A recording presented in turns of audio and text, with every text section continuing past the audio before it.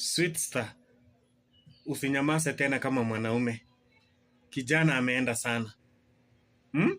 Mimi nimesikia uchungu mpaka saa hii. Naona nimetoa mavideo mingi sana leo. Nataka utuaddress kama Sweet Star about hii kijana.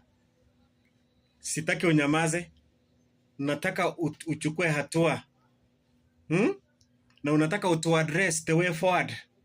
Tunataka ujitokeze Sweet Star, utuambie ni nini inaendelea. Kwa sababu sitakubali tena unyamaze Sweet Star. Kama Mwalimu Njogoo, leo nataka utuaddress. Nataka utuambie what's the way forward. Nataka utuambie kama umepata OP kwa arrest kijana anaitwa Barubaru. This is too much now.